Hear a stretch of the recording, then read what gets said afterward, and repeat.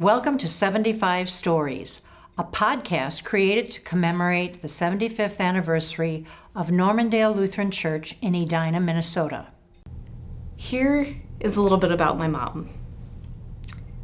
A little quieter, a little cautious with her words.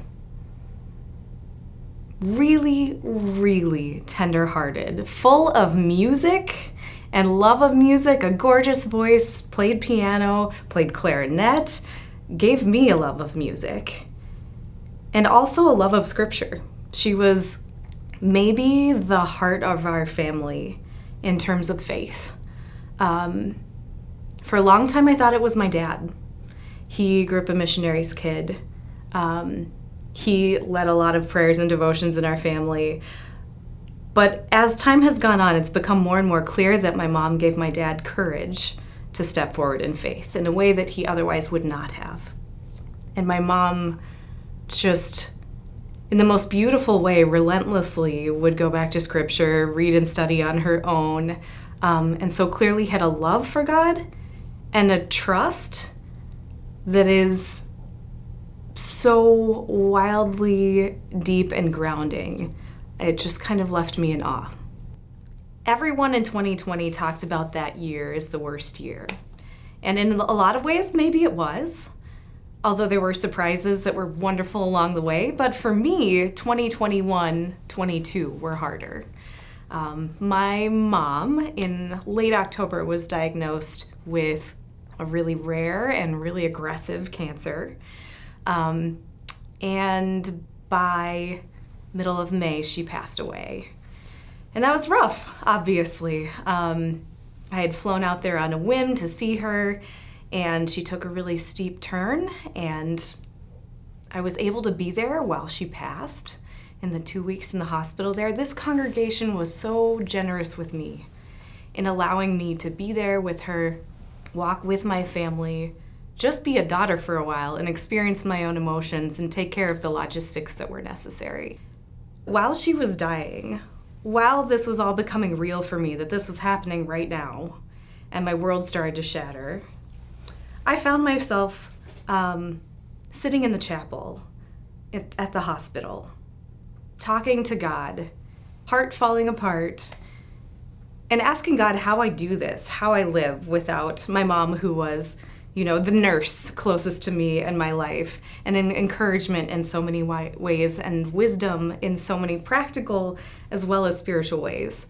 And I felt the most assuring thing in my whole experience with her death, which is, I felt that God told me, I will provide. I will give you women in your life to walk with you. And of course, right then, a woman walked in and gave me a hug, and I said, well, starting with this one, and we cried and hugged. But coming back to Minnesota from Montana, where my mom passed away, coming back here, it has been so clear and so evident and so powerful for me, God's presence through women here, including women's Bible study, including women involved in outreach, including all kinds of congregation members who have come up and checked in and wanted to offer care in ways I never would have asked for or expected, and I could not be more grateful. Well, being a new mom myself is really exciting. It is not something that we thought was in the cards for us, but what a joy to experience this new life as they discover the world around us and bring fresh eyes and perspective and joy to all sorts of things that have become maybe even mundane for me. It's magical.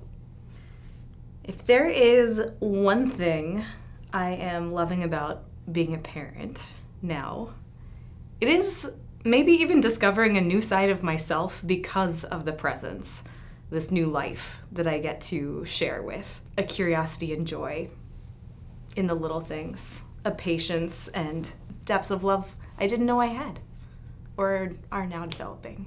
But since I've had Sophia, Normandale has just been a support beyond my wildest dreams. People have come out of the woodwork to celebrate with us.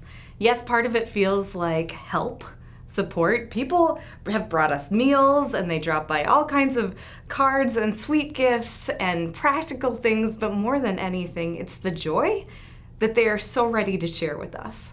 And that has been both unexpected in kind and unexpected in just the sheer amount that continues to come our way from the congregation. They want to take joy in us as a family, and that's an enormous gift. If my mom were still alive, I would love to ask her how in the world she did this. Parenting is not for the faint of heart. But something I would like to tell her, maybe related, is thank you. Just on repeat for all that she's done. And also a little bit of I'm sorry. There were a lot of ideas I had when I was growing up about the kind of life I thought she could have had because they were the things I wanted, but she chose a lot of the aspects of her life that she wanted too. And I projected onto her what I thought her life should be or could be. So I want to say thank you, and I also want to say I'm sorry because I feel like I have a better idea now of who she really was, and she had integrity in living that. When we found out we were pregnant, not only had we already completed all of the paperwork and paid all the fees and finished all of the training for adoption because we thought having a child was off the table, but it was also Maundy Thursday, Good Friday when we found out. And so somehow all of this feels connected to life and death with my mom's absence, but also her presence through resurrection. I remember on Easter, my husband did not even know. Only I knew. It was the secret of new life that I still had to share. It felt so connected to the good news that women get to say and share and preach at the tomb of new life in unexpected and world-changing ways. We are so glad you joined us today here at 75 Stories. If you'd like to share your own story, please contact Christy Shepard at kshepard@normluth.org. Join us next week for another story, and share this podcast with your friends and family. We are all part of the Normandale community.